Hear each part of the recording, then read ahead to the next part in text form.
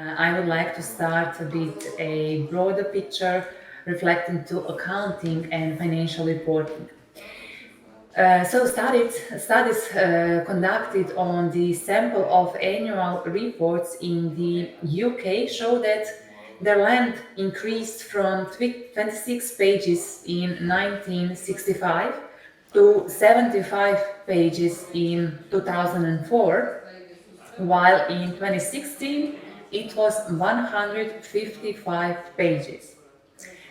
Since the length of the report does not necessarily reflect relevance of its disclosures, the International Accounting Standards Board started the initiative Better Communication in Financial Reporting in order to examine whether there are potential problems in financial reporting and to find applicable solutions if there are some issues. In the beginning of the initiative in 2012, the IASB conducted a research which led to the conclusion that financial statements do not contain enough relevant information, that they contain too much irrelevant information, and that there is a poor communication of disclosures. An insufficient application of professional accounting materiality judgment is considered to be one of the main causes of this disclosure problem.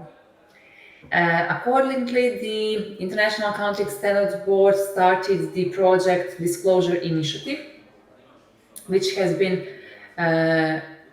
separated in several areas, and one of the projects that directly focused on the materiality principle was the definition of material, which amended the International Accounting Standards 1 and 8. In order to spread and strengthen the awareness of the importance of materiality principle and to simplify its application, the board clarified and aligned the terms and the definition of materiality in the International Financial Reporting Standards and revised the conceptual framework for financial reporting to help improve consistency in the application of the materiality concept. As I also said in the first lecture of non-financial reporting, accounting principles make a foundation of regulatory framework of financial reporting. Accounting principles represent the fundamental rules that have to be used within the whole accounting process, so from collection through processing to reporting. And some of the accounting principles include, as you can see, going concern principle, accrual principle, cost principle, materiality, prudence, and so on. Over the time, some of them proved to be particularly significant, so they were given the status of generally accepted accounting principles, and the materiality principle is one of them.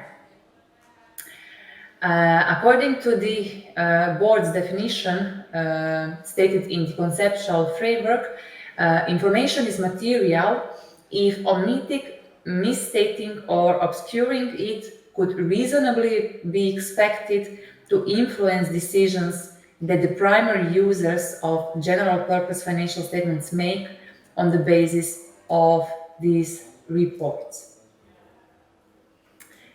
So, although the International Financial Reporting Standards present the fundamentals for financial reporting and disclosure requirements, they also require some non-financial disclosures.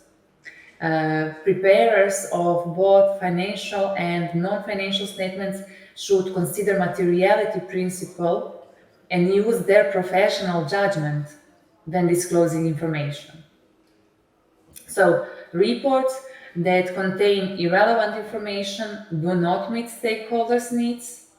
For example, disclosures of accounting policies related to assets that the company does not even possess, that's definitely irrelevant.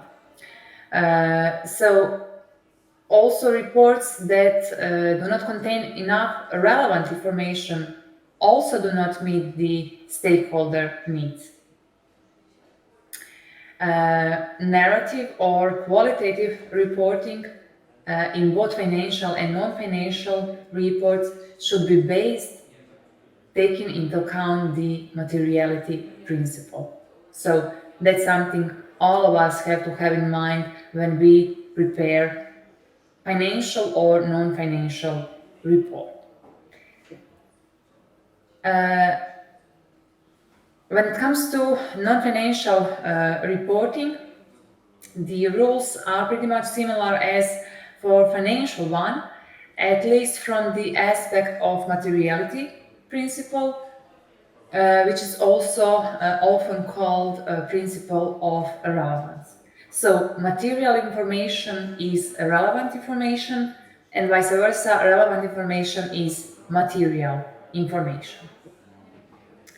The global leading organizations promoting the sustainability often join their forces and encourage businesses to strive reaching SDGs and to ease the process of preparing the CSR reports. Joint forces of Global Reporting Initiative, UN Global Compact, and the World Business Council for Sustainable Development resulted in the SDG Compass, the guide for business action on the SDGs. The objective of the SDG Compass is to guide companies on how they can align their strategies as well as measure and manage their contribution to the SDGs. The SDG Compass is developed with a focus on large multinational enterprises, although small and medium-sized enterprises and other organizations are also encouraged to use it. So the guide presents 5 steps that assist companies in maximizing their contributions to the SDGs and rest on the recognition of the responsibility of all companies to comply with all relevant legislations, respect human, international, and all the other standards, and address as a priority all negative human rights impacts. So the SDG Compass Guide is organized into sections that address each of the 5 steps of the guide. So the first step, understanding the SDGs, assists companies in familiarizing themselves with the SDGs and understanding the opportunities, but also responsibilities they represent to their business. The second step, define priorities, encourage companies to define their priorities based on an assessment of their positive but also negative, current and potential impact of the SDGs. The third step, setting goals, emphasizes the importance of goal setting, which is critical to business success, and it helps foster shared priorities and better performance across the organization. The fourth step, integrating, refers to an outcome of goal setting, which is identification of specific key performance indicators and setting goals for each of the company's strategic priorities. And final step, reporting and communicating, emphasizes the SDGs support to companies to report information on sustainable development performance using common indicators and a shared set of priorities. The SDG Compass encourages companies to build the SDGs into their communication, but also reporting with stakeholders. Another guide on sustainability reporting is developed by the Global Reporting Initiative Organization and the UN Global Compact.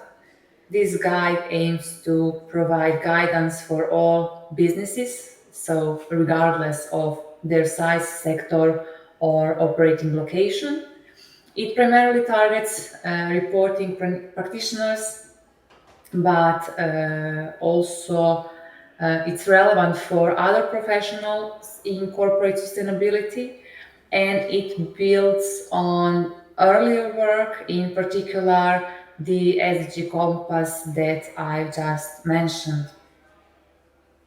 This practical guide does not create a new reporting framework, but it outlines a three-step process to embed the SDGs in existing business and reporting processes.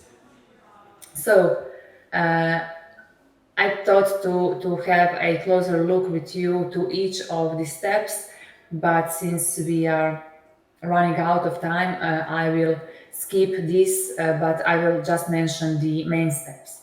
So, according to this practical guide, the first step should be definition of priorities according to the SDG targets. Then the second one should describe within the practical guide about measurement and analysis. And final one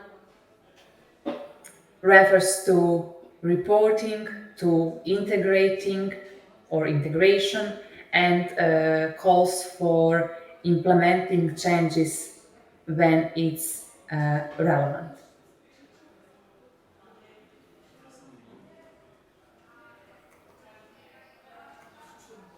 So I will conclude this with opinion that company has to collect and analyze data, and by their identification and collection of qualitative and quantitative data in relation to each indicator they set as a priority.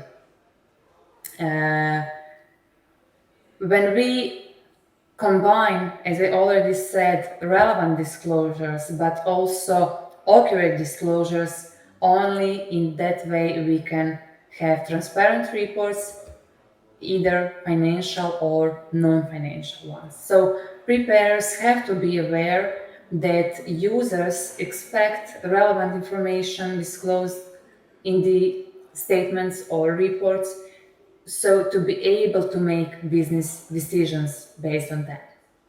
So all the reports, financial and non-financial, have to give a true and a fair view of the business through relevant material and accurate disclosures.